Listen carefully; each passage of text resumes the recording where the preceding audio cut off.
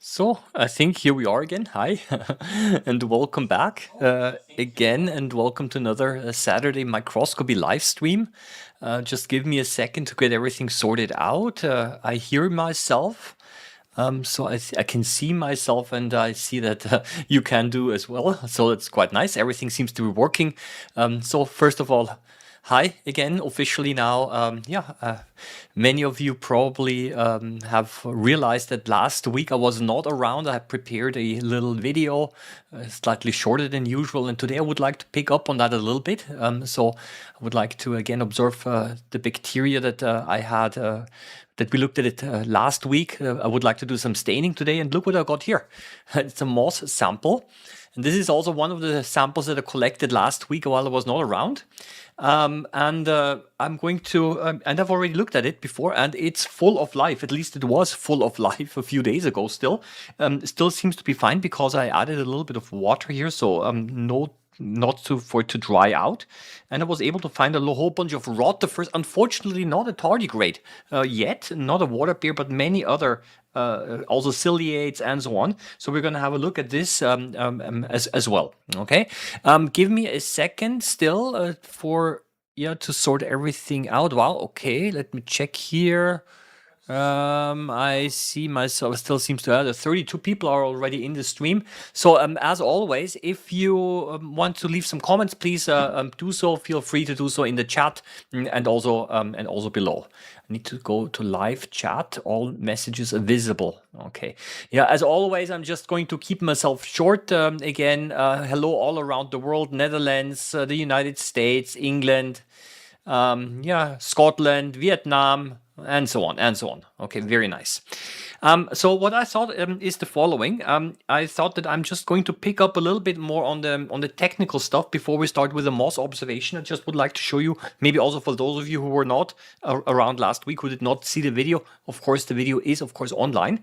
And I basically did some observation of bacteria. And just before the start of this live stream, I did actually a gram staining, which I'm also going to show you again. I've done this already before a couple of times. Yeah.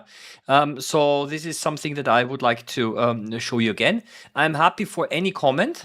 Okay. So relatively loose moss, so often less likely to find tardigrades. Yeah. Indeed, it depends very much on the moss sample. I found moss samples that were full of tardigrades, surprising on really 20 on one slide. And then I found other moss samples that were none at all. So it depends very much on the on the moss. So what I'm going to do is the following. For those of you who were not around, and even those of you who were, look at this here. I love this thing. And I said this. Yeah, I was kind of thinking, should I actually do it again? And it says, yeah, I'm going to do this again because it's just so fascinating. This is a biofilm. So first of all, I'm going to maybe show this to you a little bit in more detail what it actually is. Yeah. So look, this is how it looks like. This basically covers the shower, the drain of my shower. So basically, this is just a decoration, so to say. And then beneath that there is the drain, and because it's always wet, yeah, basically this is how it looks like. It was some shampoo and some foam, and this is this horribly disgusting slimy layer over here. And it is it's a beautiful biofilm full with bacteria. However, there is also something biologically interesting that I would like to share with you, because the biodiversity is not quite as high. This basically means that we only have very few species of bacteria here. It looks usually biofilms are very complex, but actually here the bacteria mostly all look the same. The question is why is that, right? And the reason is because it is actually an extreme environment, because there's always hot water running. So those bacteria that grow on here, they are actually optimized thermophilic bacteria. So basically they're used to the high temperature. Right, so they were kind of selected for the high temperature, and for this reason, because it's somewhat of an extreme environment, the biodiversity is actually not quite as high. Every now and then, just in case you're wondering if I'm pausing a little bit, yeah. I'm just reading here. As well. So So basically, this is of course not something that I want to have on my fingers. Nevertheless, right? Especially if I have a small cut or a wound. because these bacteria, I mean, potentially, I mean, they could be from the human skin as well, because they like to feed on hair and skin and whatever is you can find here, right? So for this reason, I would like to be a little bit hygienic about this. So we do the following. As always, I take a little bit of water, drop of water here. So what we're going to be doing is the following. We're just going to do the same thing like I did last week in the video. We're just going to look at it normally, and then we're going to do some staining. Okay, a gram staining. And what I do, look, I've already picked up something a little bit here, and what I'm going to do is I'm just going to go here. I'm going to just collect some of this slimy stuff here, and I'm going to spread it. Oh yeah, it's right above my head now. I'm going to just spread it here. And any bacteria that are present, and there are many of them, will start to break loose, and this will also break apart this biofilm a little bit. Okay, so that is already more than we need. I'll just put this over here again. We'll need this, the toothpick will need it later again. I'll put this away, and I'm gonna need it later anyway. But I just need a little bit more space here, and then of course we take a cover glass, we drop it on here, okay, and we're just going to observe it normally. Yeah, here we go. Especially if you want to observe bacteria, you have to really make sure that it's really flat. Okay.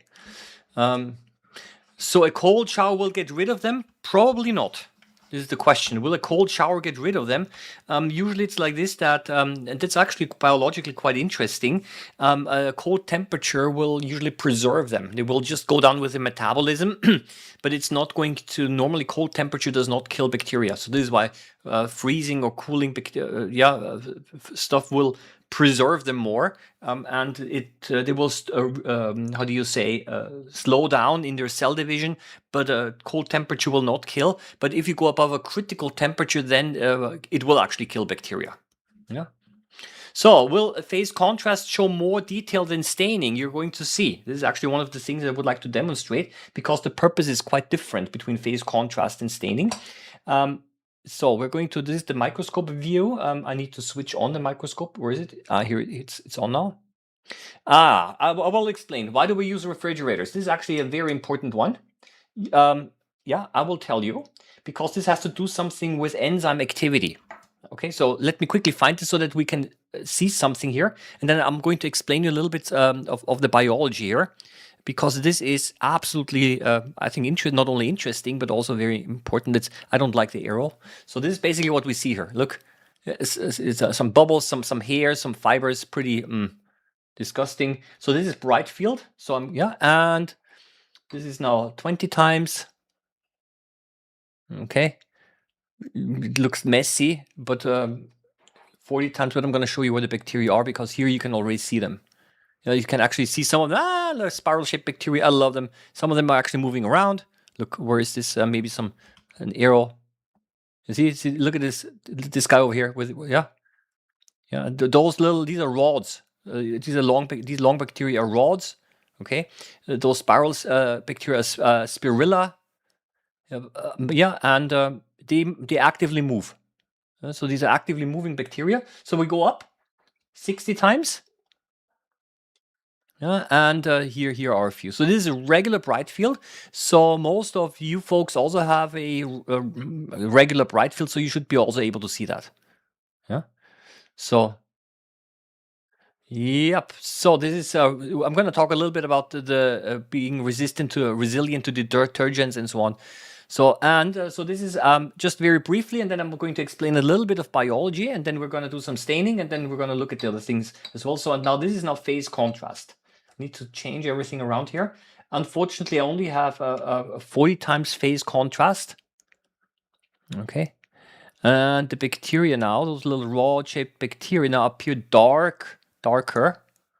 Let's go somewhere where there are fewer here, right? Yeah. So the contrast is, So those darker ones here, these are the bacteria. So you have to ignore those bright patches over here, which is part of the biofilm. Yeah. Yeah, biosafety level 2. That's not interesting. There's so many interesting questions. BSL2, is biosafety level 2.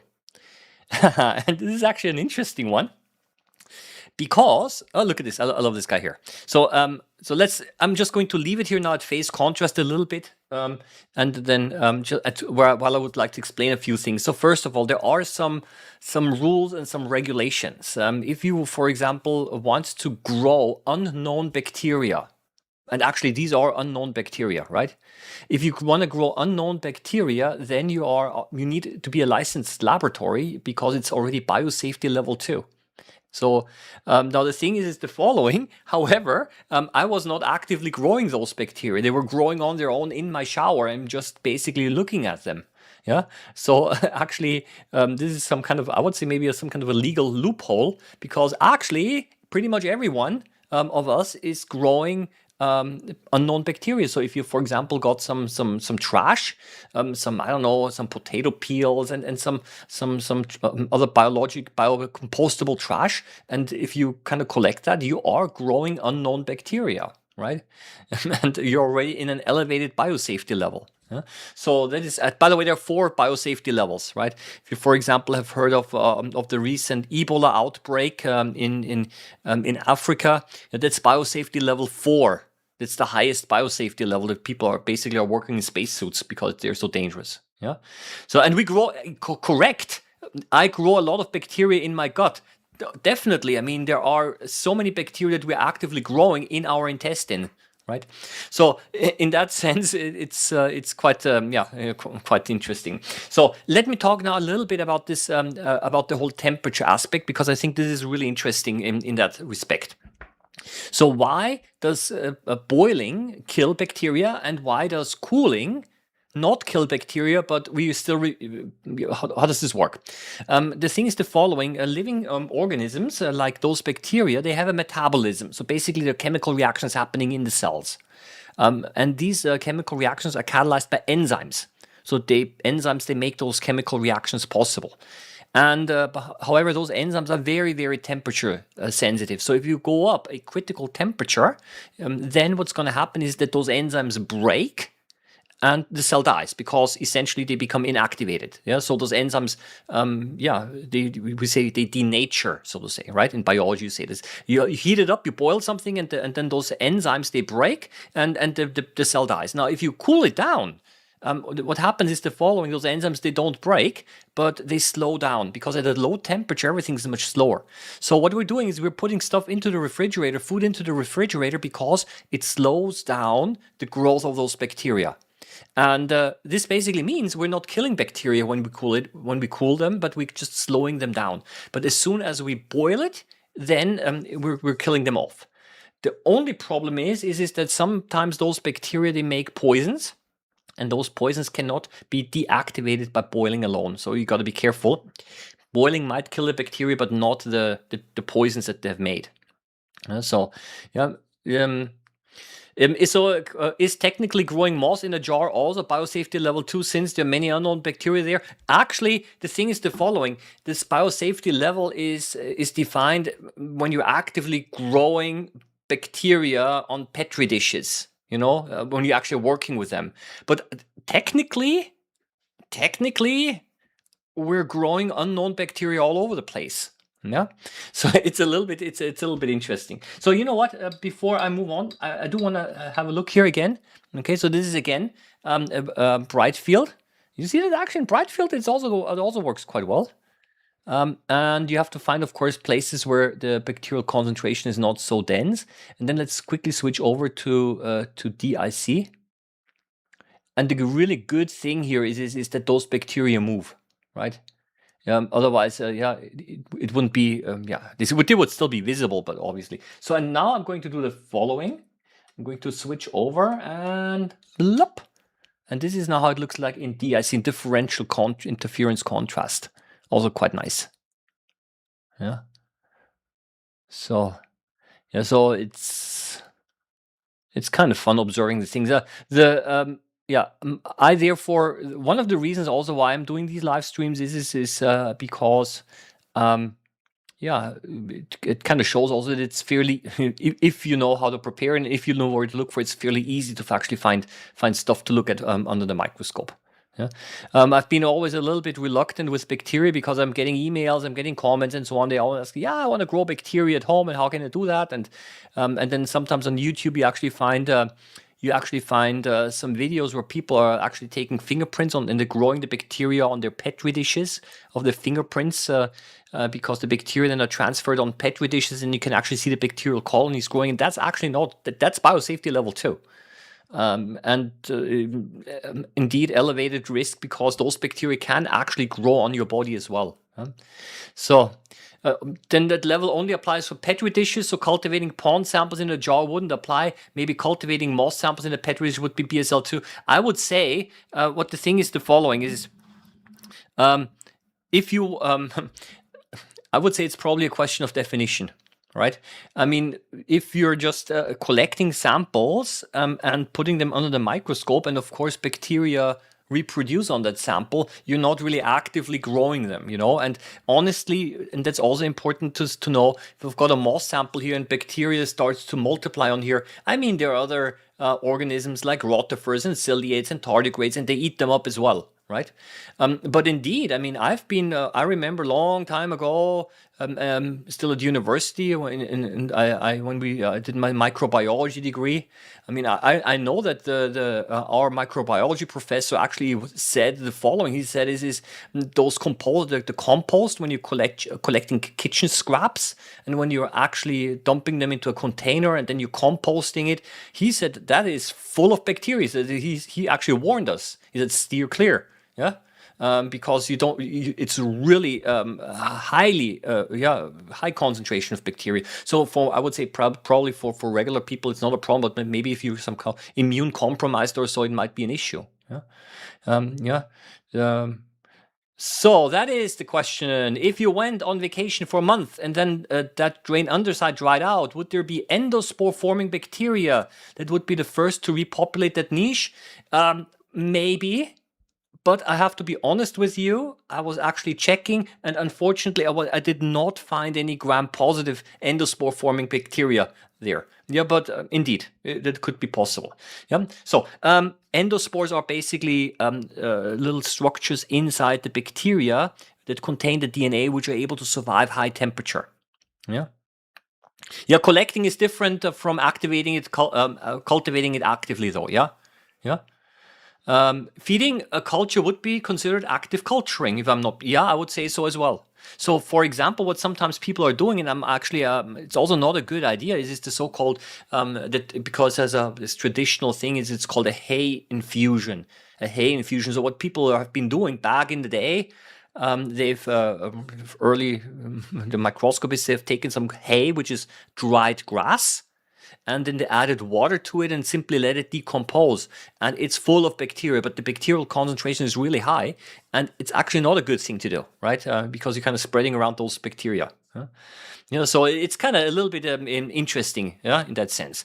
So yeah, let's have a look here at those bacteria, and later on I'm gonna also go up, a little bit into a phase contrast, not a phase contrast, oil immersion. Look at this! Look at this guy! Look at it! You see this rapidly, this spiral-shaped bacteria?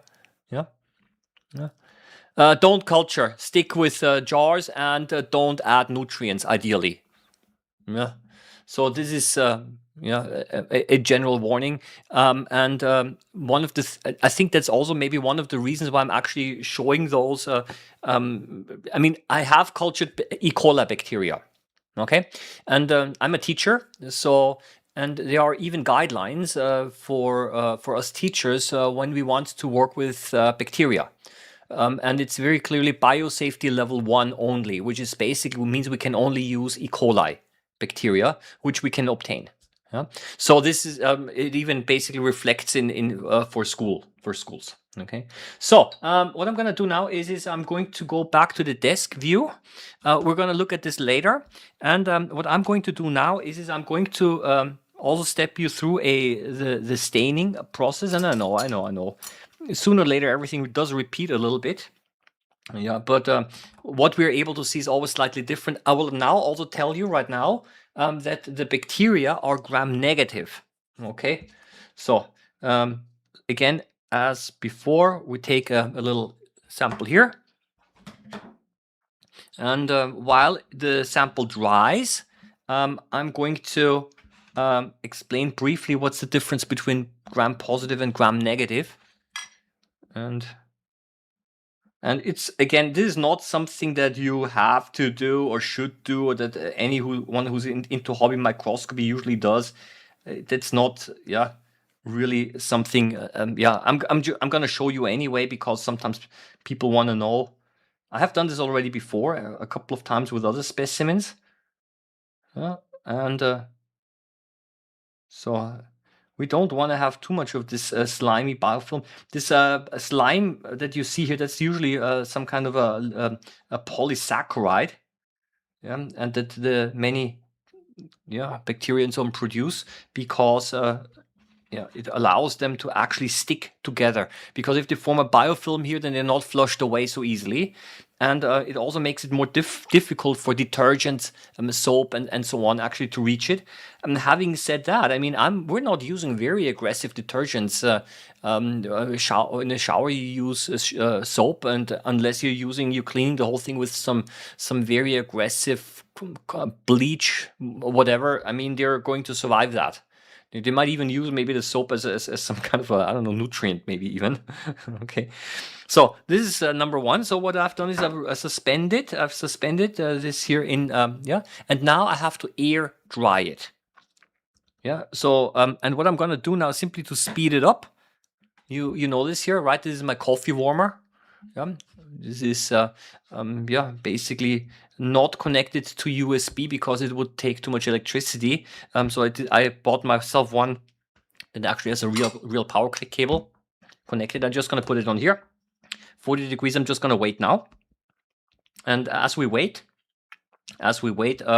we just have a look at the moss, I would say. Okay. So I put this to the side, and I'm just have a look at some of the comments here. Okay, a lot of people feed their moss in pond water rice grains. Yeah, I keep advising against it due to the bacteria that cause food poisoning. I instead recommend oat or wheat grains. Food poisoning. Well, let's put it this way. When you're adding rice or wheat, or adding starch, you are actually feeding bacteria. Okay. Of course, you're not going to eat it anyway later on. But indeed, the problem with rice is that there is a bacterium called Bacillus cereus, specifically in rice.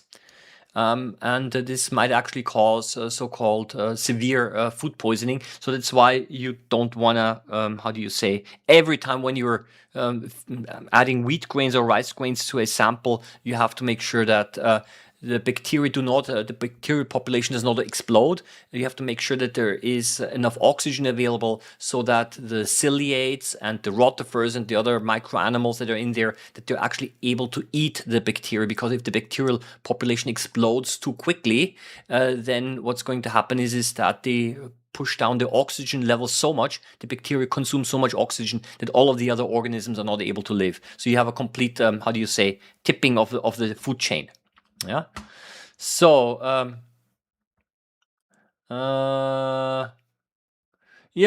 again, another comment by Jesse. Ever smaller, but when you're using clean E. coli sample, you still need to have properly sterile procedures, because you so much as breathe your plate, you can easily accidentally, definitely, you grow your E. coli bacteria, and then you have contaminants from the air falling in there, so you're going to be growing again unknown bacteria. Strangely enough, growing E. coli biosafety level 1 is again legal, even though actually the contaminants that accidentally end up on the plate are not legal. So you see, it's kind of an interesting case here. So what I've done is the following. I'm going to show you this here. I've almost forgot. I made a video. Okay, so I'm just going to show you quickly a video how I collected this sample, because this also explains a little bit why I did not have a live stream last week, but only a pre-recorded video. So this is the place I visited. It is in the middle of Austria. It's an old castle from the 12th, 13th century, not much left over. I hiked all the way up there. It's for those of you who speak German, it's called Scharnstein. Yeah, why was I there? You might wonder. Well, for private personal reasons. There was a chess competition of my son was there, and yeah, it's all over the place. And here in this village there, so I drove him there, and while he was basically playing chess, I hiked up the yeah all the way up to the castle, and this is basically where I found this moss. Yeah, it was raining before, so everything was still wet. So that's and I just said is I'm just gonna take this along and I'm gonna have a look at it. Yeah. Generally, I found that when collecting moss samples, moss that was collected in the forest and that which was growing on wood, like this one over here, tends to be more rich in microorganisms. I've also collected already moss from that was growing on a concrete wall. Yeah, hundreds of steps I had to climb. Moss is collected from from walls, for example, which are basically dry. I did not find so many living things here. Yeah. So this is basically just to give you a little bit of context from where I've got this sample. And then when I was back at home, I quickly put it under the microscope. I found a couple of interesting things, and then I did not touch it now for almost over a week because I'm going to have a more detailed look during the live stream. Okay. So that's a little bit the context on how I got that. Yeah.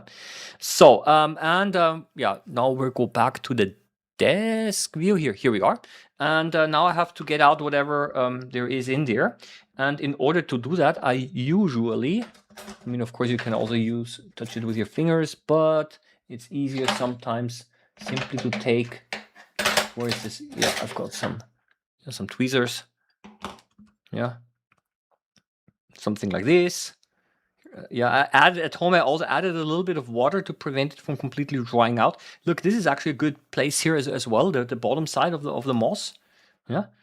And I'm going to now do the following. I need a little bit of water. Yeah, I've got a plastic water bottle here. Black color is important to prevent light from going in.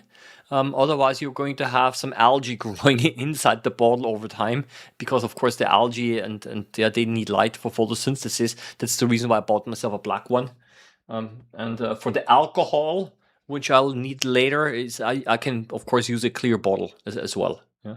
But if you want to use for water, I found this. Yeah. So then we're just going to do the following. Just going to do this. Just to rinse out whatever is in here and hoping for the best. Yeah. And I know a couple of months ago, in one of my live streams, I demonstrated the so-called the Beerman funnel, fancy stuff where you're essentially trying to extract all of the things you're using a funnel and a sieve, and it's all more complicated than necessary. Okay. I don't know if this is going to be enough. You know what? I'm going to put it over here into another one, so in case I need it later again. And remove this, and the next thing that we have to do is the following. We're just going to take this, and I'm going to what now? It's really cloudy and so on. So it's actually a good sign. So there seems to be some stuff in here. I wait now a minute or so for the things to settle down, and I'm going to collect a small sample from here. Yeah. In the meantime, I'm going to have a look again at some of the comments, if there are any comments. Yeah. Yeah. Are there flagella in these bacteria explaining their motility? Short answer, yes. Yes. However, those flagella move extremely quickly, so you're not able to see them because of the motion, the rapid motion. Yeah.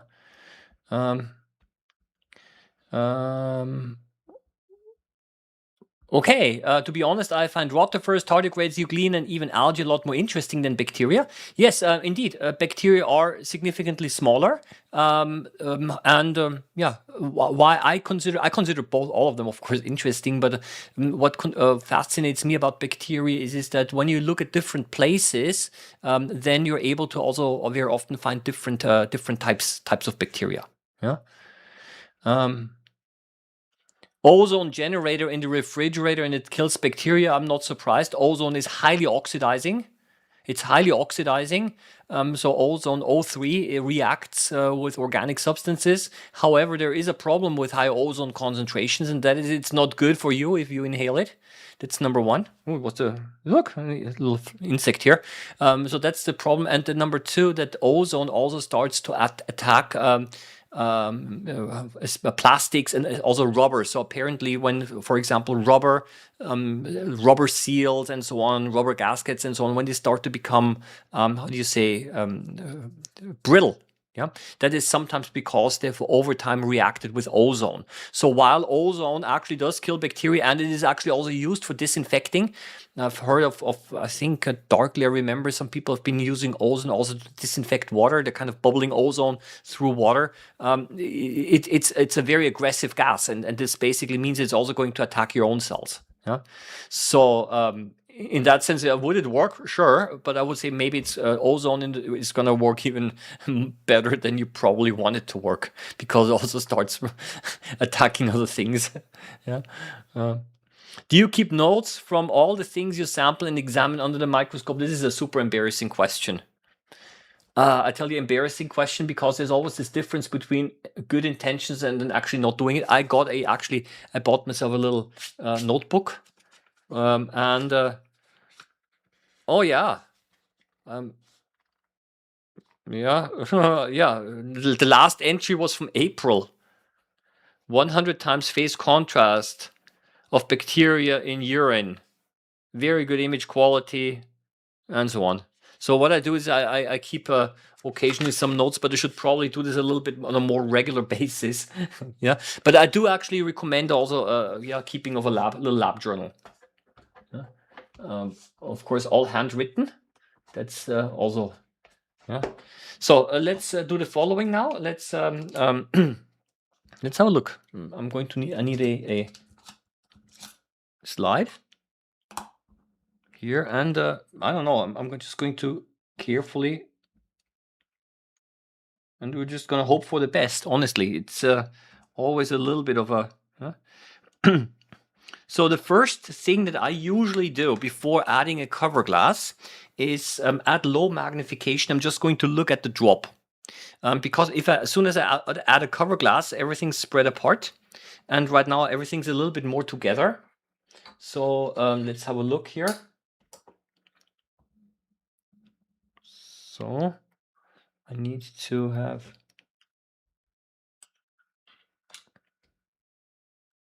So it's way too bright.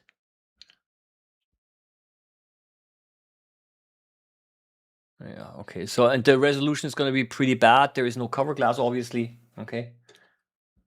Yeah. Yeah, this is a rotifer.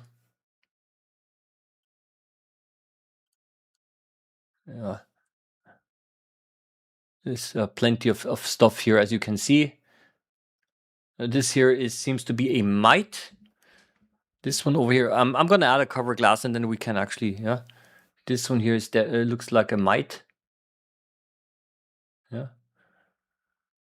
Those long things here, these are all rotifers. This is some kind of, I don't know, looks like a ciliate, paramecium, I don't know. So, but you see that there is stuff present. This one over here is, I don't know, is this some kind of a dead nematode worm here? Yeah.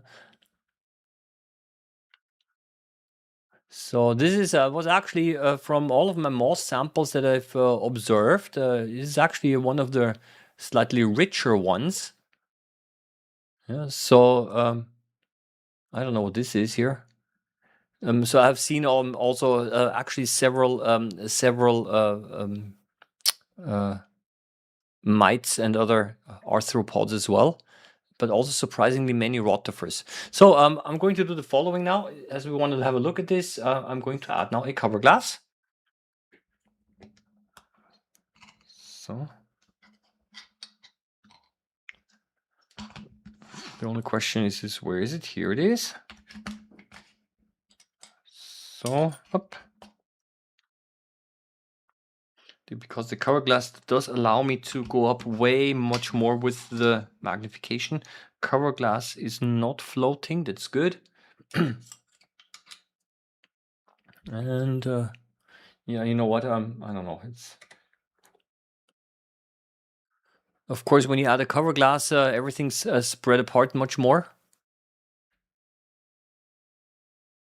Yeah. And I'm going to remove the, I'm going to give it simply, this is not a natural color that you have.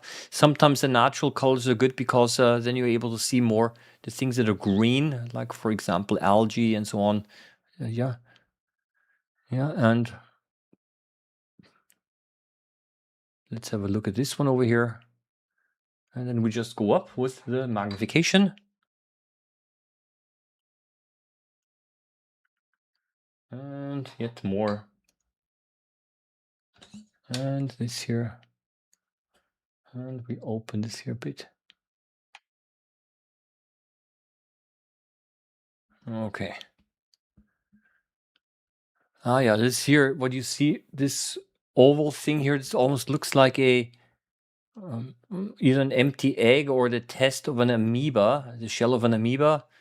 And something that I often also see is very often are those fibers.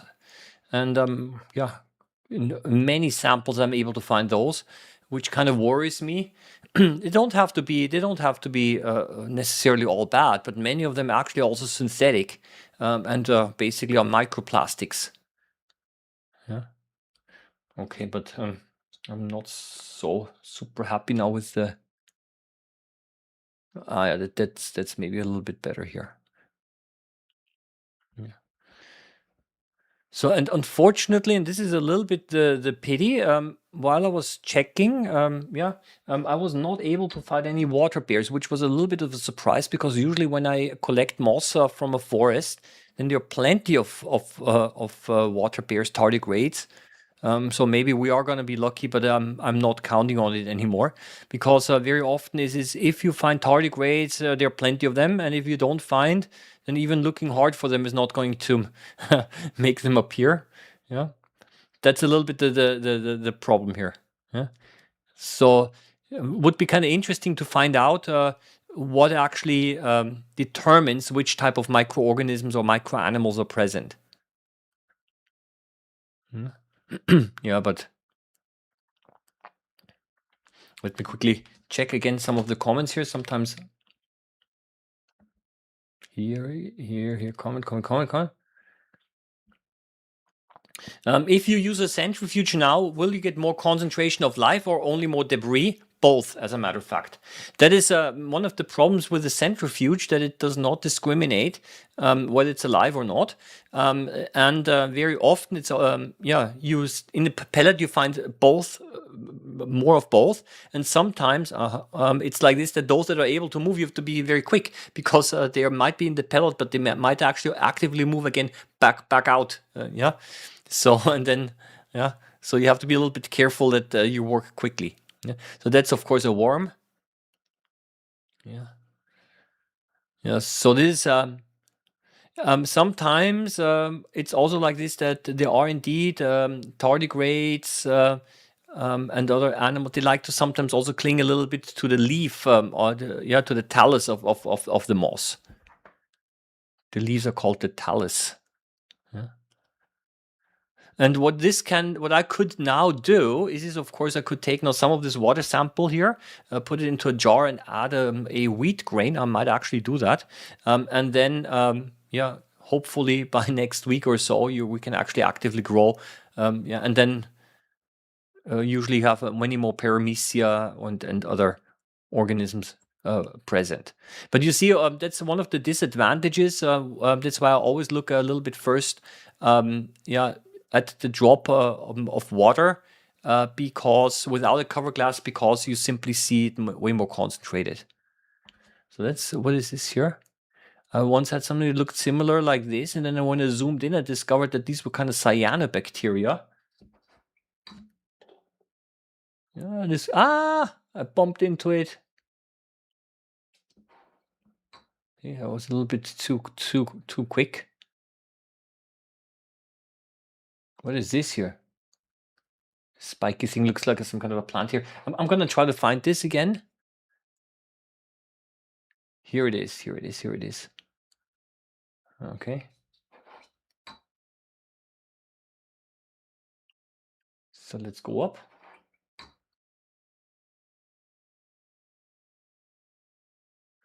Okay, if you look at this, let's take away the.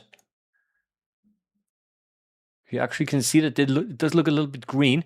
I've seen this already before. I did a little bit of research, and then I found out that somewhere I read that these actually those string-like things here in this capsule seem to be actually individual cells of cyanobacteria. Please, you can verify this. Yeah, but this yeah. So this is actually for whatever reason they're kind of together here, and these are the individual cells of yeah of the cyanobacteria. At least that's what I heard once.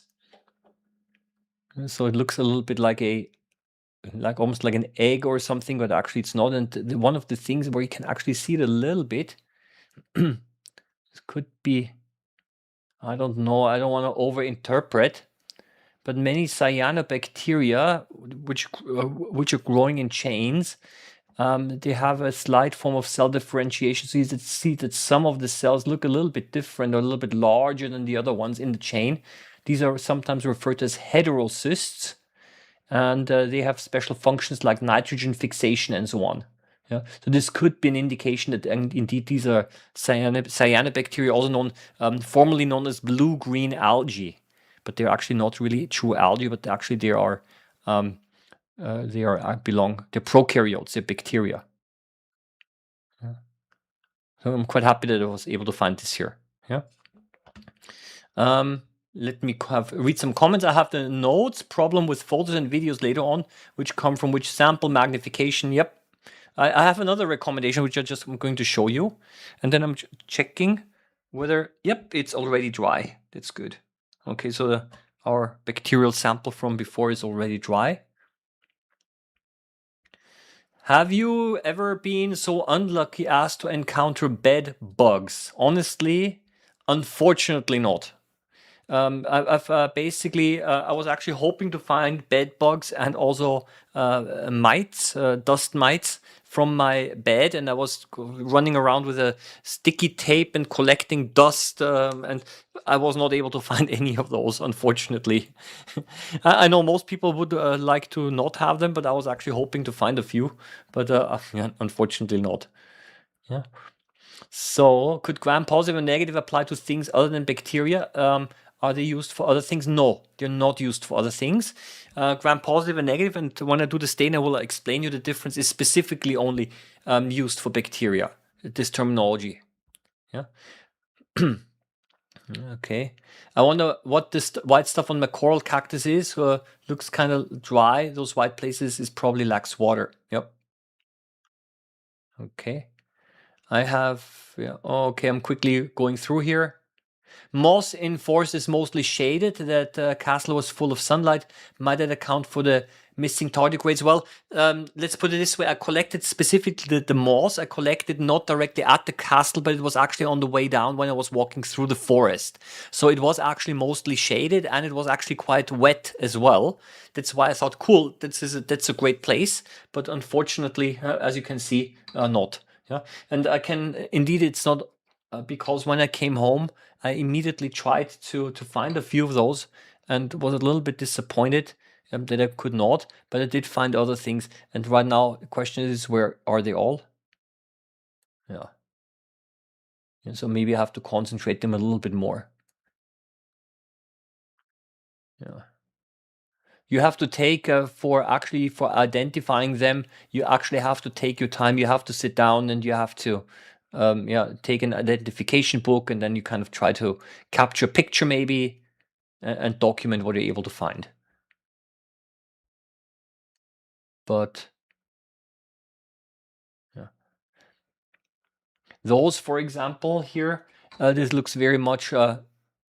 Those here, they look very much like the cells of a fungus, for example. Yeah, because they're pretty huge and they have these round ends. So this reminds me a little bit more of a fungus. Yeah. Okay. Where is this? Yeah, here. Yeah.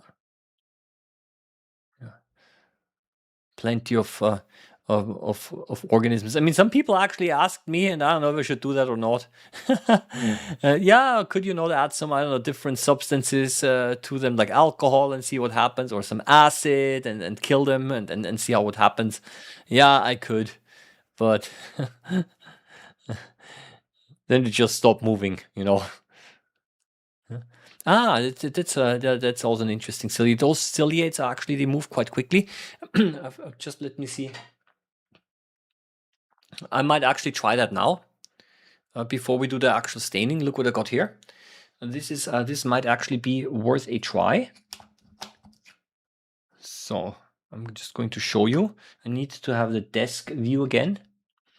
So I don't know if how many of you actually remember what this is. This is methyl cellulose. Yeah, so I bought myself some time ago a methyl cellulose powder, and I made a 2% methyl cellulose solution, which is very thick. And I'm going to add a little bit of this to the sample because it slows down whatever is in there. So this has advantages and disadvantages.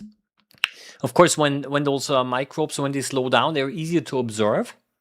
However, and that's also something I found out, is when these move slowly, they can be very difficult to identify. Yeah, because right now they're kind of whizzing about, and yeah, then you know where they are. And when you slow them down by adding this thick viscous substance, then they don't move as quickly anymore. Then they're also more difficult to see, right? But it doesn't matter. I'm going to try it in any case. Okay. What we do is the following. Here I'm going to add. Okay.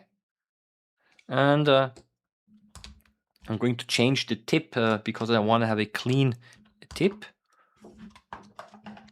And we're going to now add a little bit of this, of the methyl cellulose solution, which is so thick that it even has problems being taken up.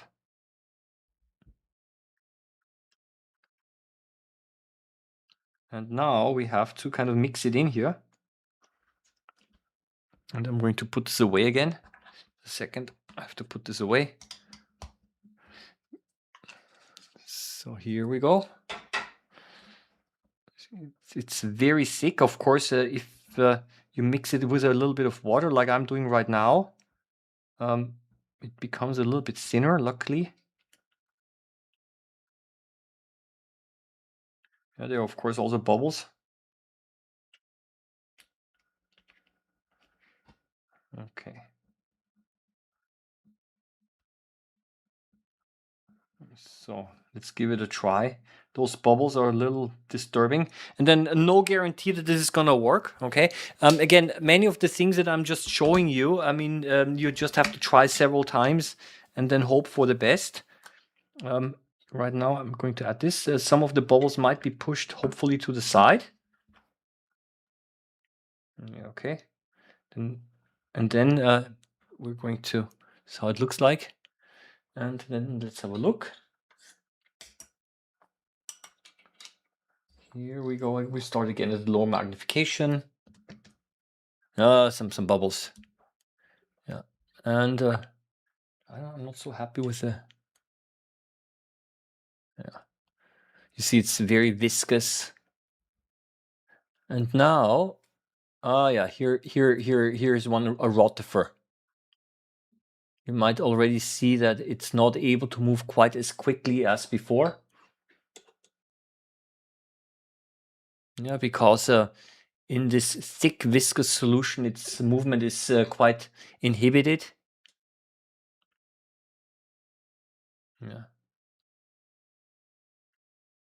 But they're quite strong anyway. Sometimes I've seen some ciliates, really the ciliate, a little hair on the surface, were not able to move as quickly, so you could see them quite well. Okay, but if you actually want to get a better overview, then we have to make sure that we're able to go to a lower magnification. And then, as I said, there might be many that we might miss because simply they're not moving anymore. So let's go further down with the magnification. I mean, don't forget, it was the same sample from before, and now with the methyl cellulose. Oh yeah. A mite, the black thing, dark thing that is a mite. You can actually see it here, and beneath it a nematode worm. Also moving slower now because it's not able to move quite as quickly. But this mite does not seem to be alive anymore. Yeah. So, here is a ciliate, I guess. Let's go up with the magnification.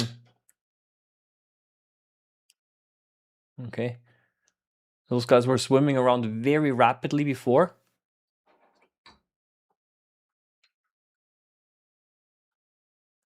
And now, because of the methyl cellulose, yeah, they're much slower. And if you now look very carefully, you might actually see the tiny little cilia, the tiny little hair on the surface. It's actually quite lucky that we actually got 2 of them here.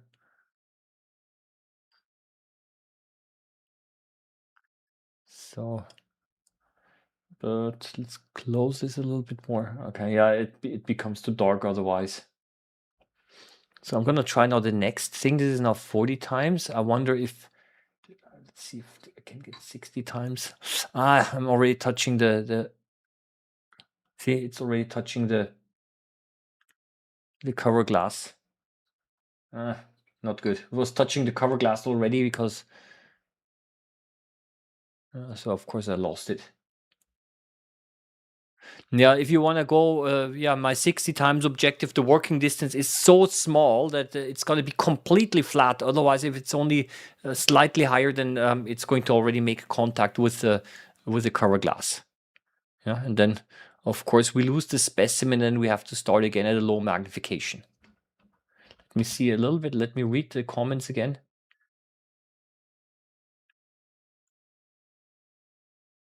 Okay. Lichen would be cool for live stream. Both cyanobacteria and algae make lichen. So yes, the lichen would be nice also under the stereo microscope, because yeah.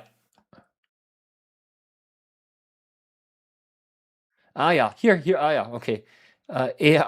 This microscopic view, the one from before was nostoc cyanobacterial colony characterized by tangled filaments embedded within a gelatinous sheath. Only Oliver would want bed bugs. Yeah, honestly, I've been looking for them in vain. Yeah.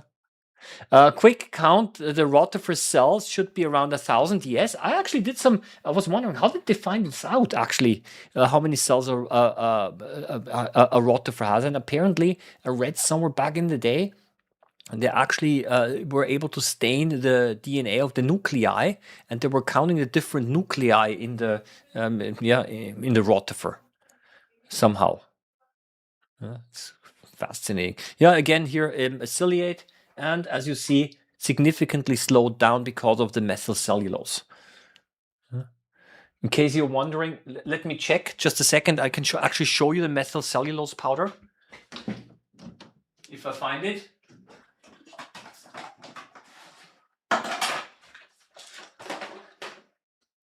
Here it is. It's not sponsored, the video. it looks like this is some kind of a powder. It's called methyl cell. Let me show you over here on the desk. That's it. Yeah.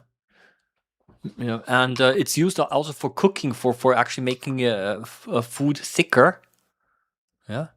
And you barely need something. And what I've done is I made a 2% solution. So that means, weight solution. So 2 grams in 100 milliliters, which is of course way too much. Yeah. And it looks, when you open it up, it looks like this powder. That's it. And it dissolves in water. You have to just dissolve it overnight, and then it becomes a very clear solution. Yeah. So that's basically. So, I know in the United States, some school supplies companies, they call it Proto-Slow, SLO, not with a W at the end. Proto-Slow, which is also a commercial liquid that you can add to water samples to slow down the protozoa. I remember a long time ago I've used this as well, but yeah, they don't sell it in Europe, and for this reason I just use the methyl cellulose, which is lasts a lifetime. And the good thing is, by the way, I've made this last year or so, and it still did not go bad. It did not go moldy or turn bad. It's kind of interesting. Yeah. So it's quite seems to be quite stable. So what time is? Yeah, let's move on. Okay, I think enough observation of moss, and I'm going to now continue the staining a little bit, simply to show you. Yeah, we can always go back to the moss sample if we have time later. Yeah, unless you have any specific. Let me see. Any specific questions? Yeah. Yeah, they counted. They counted the nuclei within a small area. That's indeed something that they have done. Yeah. And you try to make a 4% solution. That way you can add less to the sample. Yes, that's experimentation. Yep. Yeah. It doesn't dissolve well in cold water. Yeah, you experiment around, and then you can always, because it's so nicely water soluble, can always add some more methyl cellulose or water. Because when you're taking some of this and mixing it with liquid, then you're changing the final percentage anyway. Yeah. So I'm going to leave this here, and I'm going to go back to the desk view. With the desk view, here it is. And let's just have a look here. Look, this is now the one from the beginning. This is now dried. And we now need to do the staining. And before I do that, let's just have a look under the microscope. So this is just directly the dried sample. We've seen the one from before with the bacteria moving around, but this one over here is now just the dry sample. No more movement visible, I would expect. I have to find, of course, this is how it looks like, right? Yeah. If we go up with the magnification, you can still now see, again, this is DIC, bright field. Can see actually the bacteria quite nicely. Those long structures, and they're visible because of the difference in for refractive index. So actually here, this is a dry mount. Okay, so this basically means just the dried sample, no cover glass, no nothing. And you see that in bright field, we're able to see them quite well. Actually, we can go up with the magnification. Here we go. And I would like to stain them right now. Okay. And what I would like to do is, I'm going to stain them. And then when we look at it, then I hope I don't forget to explain to you what the difference between gram-positive and gram-negative bacteria are, and why Mr. Gram back in the day actually invented this stain, because it solved a big problem that they had at that time. So let me show the desk here is again. So step number one, I need some tissue paper. So and then we hope for the best, that I'm not making any mistakes. So again, this is I'm showing this to you in case you have not seen this, but this is not something that you normally would do if you're a hobby microscopist. It's a little, it's not necessary, but back in the day, this was a standard procedure. Are there microbes in the sea that don't exist elsewhere? Of course. It depends always where you want to draw the line. As a matter of fact, if you go all the way down to the so-called to the species level, there are studies that actually show that every living thing in the world, human, whatever, all living things, that there are at least one bacterial species that can only be found on living on that human being. So basically, in my digestive system, there are bacteria living that only live in the digestive system of humans. Yeah, so that the connection is very close. Yeah. So that's the thing. It's also always a question where you want to draw the line, but the biodiversity, especially of microorganisms, is absolutely crazy. It's really high. Yeah. So this is the first one. Is crystal violet. Yeah. This is we just do a general staining of crystal violet, and you see that. No, I forgot something. Embarrassing. Very important step. I forgot. I have to heat fix it. Oh, this is important. So, look, what I have to do is the following. Move it a little bit higher. So normally you would use a gas burner, which I don't have. I do have a, a lighter here. It's an alcohol burner. Okay. And what I have to do now is the following. This is air has been air dried, okay? So the bacteria are on the surface. And what I have to do now is on the bottom side, this is an alcohol burner. I have to quickly, 1, 2, and it's going to be very hot. Yeah, this is very hot, okay? But it's not allowed to scorch you. This is generally enough, okay? So finished. And why did I do that? It's simple. Yeah, this has to be done when it's been completely air dried, but by heating it up, what you're doing is you're essentially baking the bacteria to the glass slide. So basically, the proteins start to cross-link with the slide. It's a little bit like when you're frying an egg or meat and it gets stuck to the frying pan, right?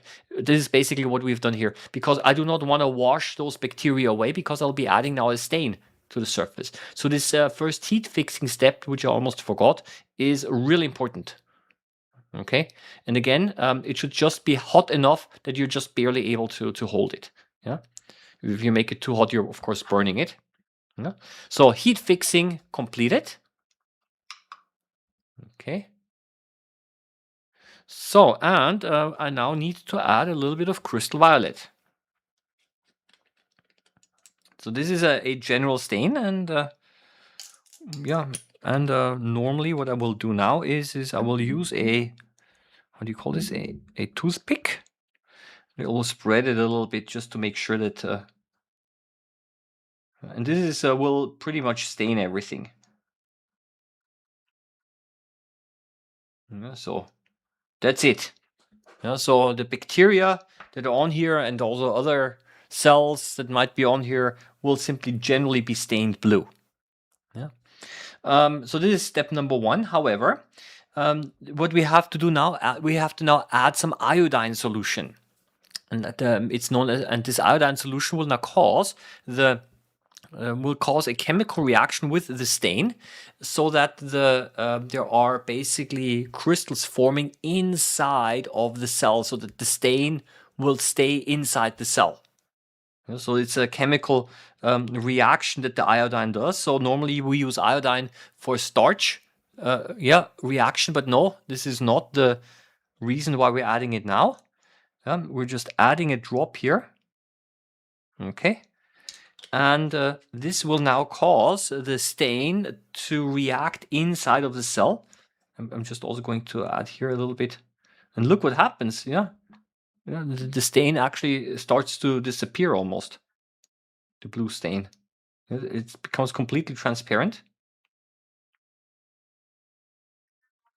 There is, you can also see this circle here. This is basically where the bacteria were, or still are.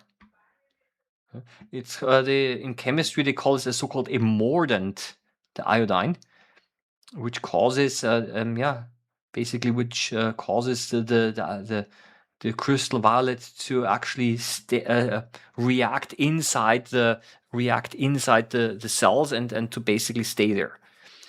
And the next thing is the following: is we have to wash them, and by doing now an alcohol wash. And I will tell you now the following: that takes a little bit of patience. I should not put the alcohol directly on the cells here, otherwise they're going to be washed away. Look what happens; it turns blue again. Okay.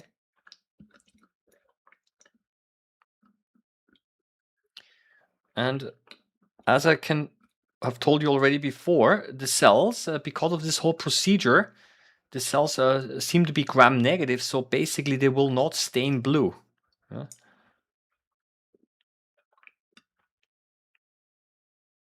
So you have to be a little bit patient. You have to repeat this until no more of the stain is washed out. Maybe I'm just going to try to, here on the side at least, you see. Yeah. This is what takes a little bit of patience. If you want to do a gram stain for actual publication purposes, if you want to document this really in a paper, in a scientific paper, then this has to be way more standardized. You actually have to grow the bacteria in a petri dish. You have to collect them at a specific age, stage of their growth cycle, because otherwise they will not stain in a reliable way. Okay, so what we're doing here right now is a little bit more of a proof of concept.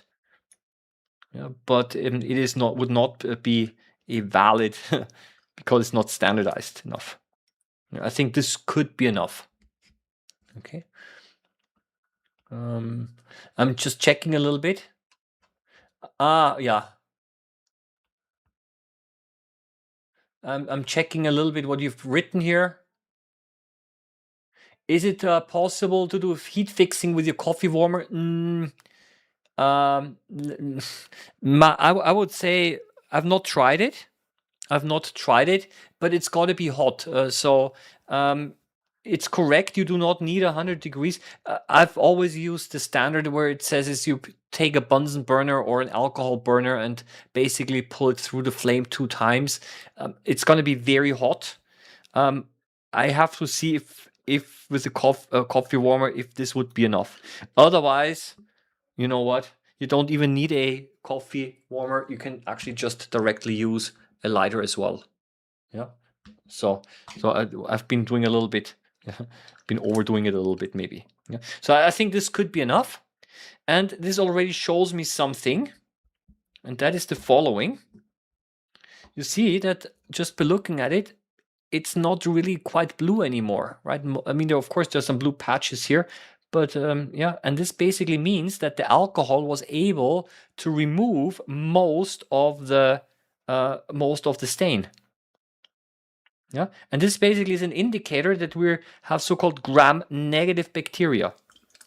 Okay, so I'm going to now, the last step is I'm going to do a counter stain by adding a red pigment called safranin.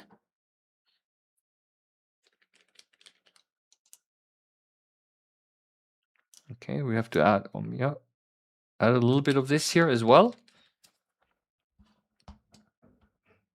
And this one does take a little bit longer. This is a water-based stain. Okay. I'm not touching the slide, otherwise I would be scratching off the bacteria. Just spreading it a little bit. I'm going to give it a couple of minutes maybe. And in the meantime, I'm just going to read again some of your comments.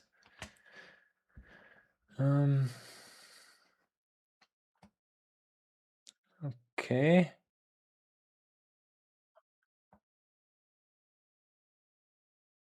Okay, there is... okay.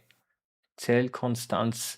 Yes. Okay. So this is the Zellkonstanz. So this is the German. Thank you. I think the reference to this German article, Zellkonstanz, basically means. I think this refers back to the back to the rotifers, that they have the same number of cells. Right. So basically, they're called, these organisms are referred to eutelic, it's called.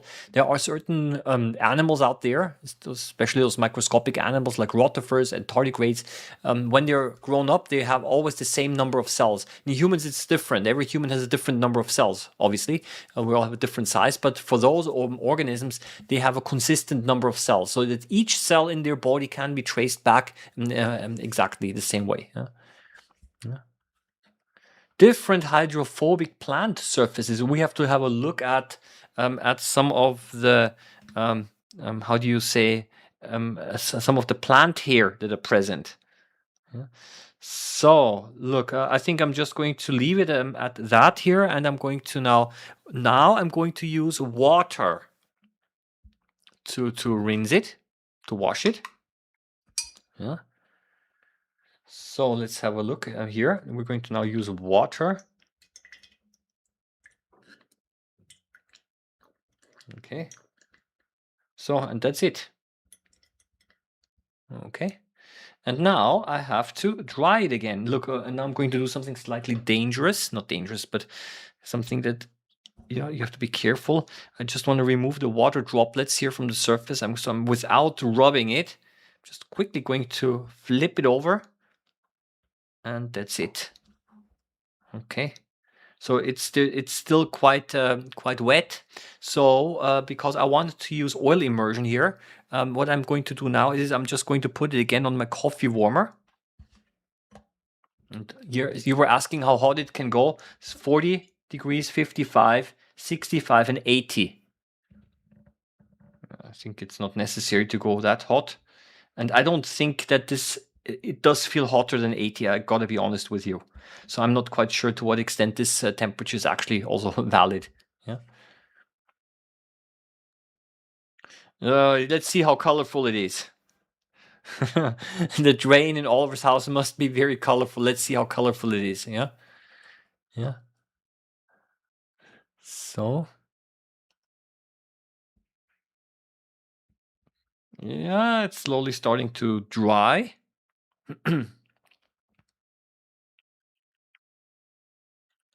I'm just checking the clock because it's already after 1 hour. So I'm going to finish in the next couple of minutes. So it's now completely dry. And now let's put it again under the microscope. Yeah.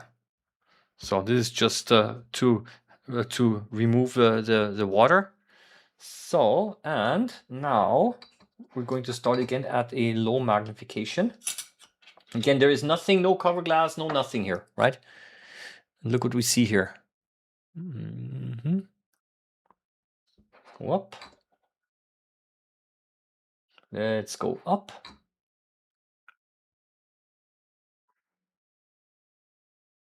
Let's go up 60 times. Okay, and what are we able to find here? I can explain this now a little bit. It's a little bit so, and maybe open it a little bit more. So let's have a look. Of course, you can see the individual bacteria here, right? But what you're able to see as well is that those bacteria, where did I put the arrow? Here it is.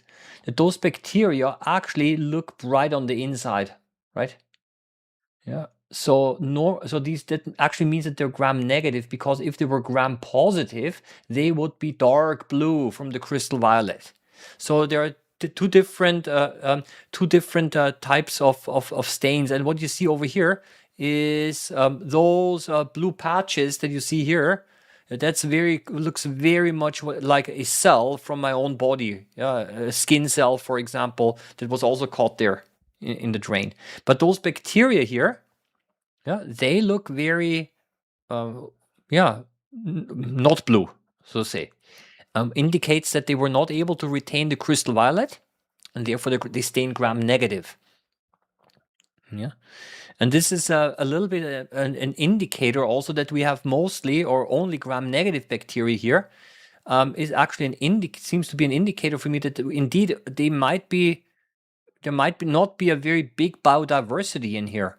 They all look the same or very similar. They're rod-shaped bacteria, which again does not surprise me, because this, as I said at the beginning of the live stream, is somewhat of an extreme environment, being so hot from the hot shower. Therefore, only specialized bacteria can actually live there. Okay. The leftover dye will actually turn the toilet both. So the dye is actually a problem. Because it will actually stain, it will indeed stain the toilet and the sink. So, however, what I'm going to do now is the following. This specimen right now is surrounded by air. So this means that what we see here, the bacteria which have this dark border on the outside, that is because of the diffraction, light diffraction. So what I need to do now is I'm now going to go into oil immersion, and I'm going to now go to the 1000. So we're all in bright field, right? 100 times, and I'm going to focus now. There's no oil yet, and this is how it looks like. It's pretty blurry, pretty bad, as expected. Okay, and that's the best that I can get. You see, I focus and it from blurry, it stays blurry. So what I'm going to do now is the following, is that I'm going to now add some immersion oil. So I'm going to engage the focus lock lever. I'm going to lower the slide. Of course, it goes out of focus. Now you have to check what I'm doing up there. And now I'm going to directly add, no cover glass, okay? That's, yeah, directly on the specimen, I'm going to directly add the immersion oil. So this means the bacteria themselves are now directly surrounded by this immersion oil. So now you also understand again why this heat fixing was so important, because otherwise the whole staining process and the immersion oil would wash it off. Yeah, and here I hope that I'm able to find the.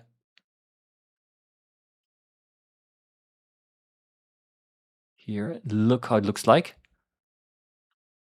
Okay. So this is basically how it looks like now.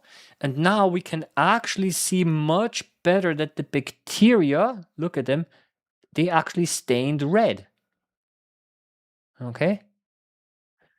So this means that these are gram-negative bacteria. Look, am I not lucky?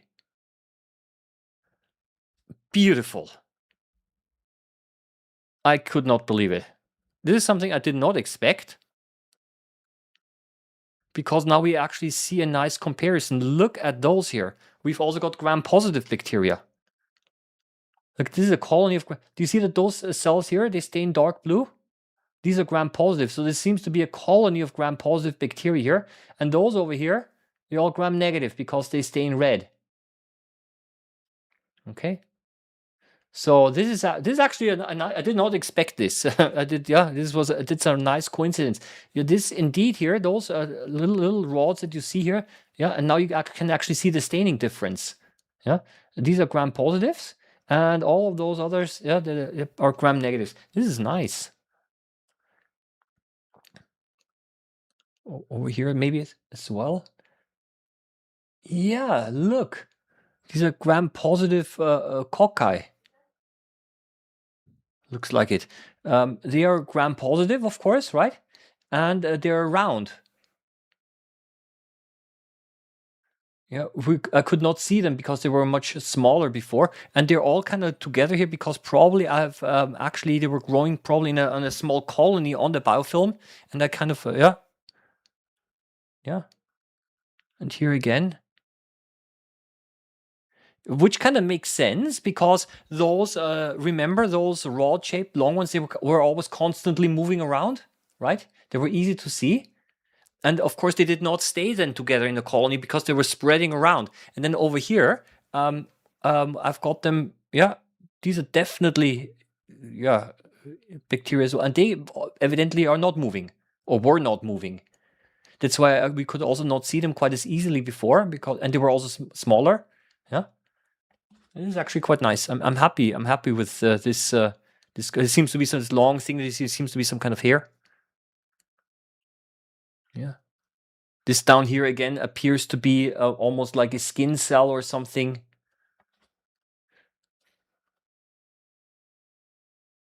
Yeah, here that's a little too much. But occasionally here, also you can see some gram-positive bacteria here scattered throughout. But I like it because we can actually see the difference quite nicely. Yeah. Again, this is a pure bright field what I'm doing right now. So there is no how do you say yeah, no phase contrast. Here we're back here again. I have to actually remember this. Remember this slide here. After the live stream, I'm going to probably take pictures of this. Here again. Look at those here. Yeah, again, these seem to be gram-negative bacteria over here. Again, they look different than the others.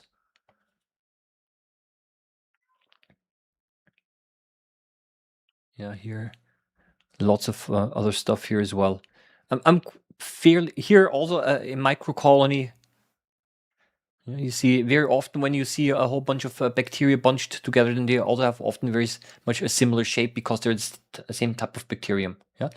So there's the question is, what was this sample collected from? From those of you who joined in later. I want to just go back before I say bye bye. I just want to show back again over here. If you watch the video from the beginning, because the video will be, this is the bottom side of a shower cap, yeah, and there's this slimy biofilm on here, which is full of bacteria. So every time when you just search in from the drain, and this, it's kind of yeah, it is a very clear. Every time when you see something slimy, it's most likely some kind of a polysaccharide that the bacteria made. Pretty disgusting stuff. I love it because it's yeah. So this is yeah. Basically where I got that from. So I'm kind of happy with the result. It's not always the case that we get such nice results here. Yeah, and then you just basically look around. Yeah, so that's just something I just wanted to show you. Yeah, and back. Yeah, I also wanted to say a little bit maybe the following. Yeah, maybe that's the last thing I'm going to do. A little bit of theory, because you might want to know what's the difference between gram-positive and gram-negative bacteria. I'm just going to make a very short sketch. Okay, they are basically what if you've got a cell membrane over here, right? And you have gram-positive bacteria have a very thick cell wall on the outside, right? Very thick cell wall, yeah. And this cell wall prevents the blue stain from being washed out. So this whole thing will stain blue. Yeah. And gram-negative bacteria, what they stain red, is they have two membranes, an inner and an outer membrane, and between it they have a very thin cell wall. Yeah. And therefore, this thin cell wall is not able to retain the stain, so therefore they stain red. Yeah. So that's gram-positive and gram-negative. And the importance is it also has a medical importance, because certain antibiotics, like for example penicillin and so on, they work better against gram-positive bacteria. Yeah, because the penicillin attacks the cell wall. And gram-negative bacteria sometimes are more resistant against certain antibiotics. So this basically, that's kind of the medical connection. And another thing that I want to say, and then I'm really going to say bye, is the following, and that is why Mr. Gram back in the day, in the 19th century, invented this. It is because he had indeed problems when he took a tissue sample from a person, let's say, who had lung infection, pneumonia. The problem is that it was too difficult to see the bacteria, because there were too many body cells present. So the body cells covered up all of the bacteria. And by staining it, he was actually able to do that. What we are seeing right now, you're able to see if there are bacteria present, you're able to see them much better. From the background. And so this basically means you could differentiate them better from the body cells. Yeah, and this is also a little bit something that we're able to see over here. Is this here because of the staining? We discovered because that essentially there are definitely different types of bacteria present, because they stain different, gram-positives and gram-negatives. Yeah. The microbiome of Oliver's toilet. I need to see where can I. The problem with toilets is the following: toilets are generally, unfortunately, they're too clean, because people run around like we do, and every week we clean the toilet, and this kills off many bacteria. So that's a little bit unfortunate, right? Can some bacteria be neither gram-positive or negative, or in the middle of the spectrum? Well, generally, if we just look at this here, generally in microbiology we only distinguish between gram-positive and negative. However, if you don't do the staining properly, then they can also sometimes stain as gram-negative, and they can stain as gram-positive, depending on the age of the bacteria. Yeah? So there can be mistakes in the staining process as well, depending on the age of the culture. Yeah. And if you're probably not washing it out properly, then you're probably not. It will still stain blue because you have not washed them properly. But this is basically a mistake in the staining, but actually does not. Then it's just a mistake in procedure. Yeah. So that's you know what I'm gonna do is I think I'm just going to call it a day today. Let me switch off this whole thing. I have to tell you, I personally, every time I'm going to reveal a little secret now. The secret is that every time when I do a live stream every week, I'm a little bit nervous before because I never know if there will be anything interesting to show you. So this makes me always nervous. So for this reason, I'm particularly happy that it actually worked out. Look, a nice combination of gram-positive and negative bacteria here. Yeah. So I just yeah want to say all the best. Hope you liked it. And I'll think of something again for next week. Okay, and if for whatever reason, and I hope not, but sometimes this happens at on short notice that I'm not able to do a live stream, I'll inform you. Okay, yeah, don't be nervous. Whatever happens, happens. It's part of the joy of it. Yes, that's what I also say. Sometimes a few imperfections actually makes it more interesting.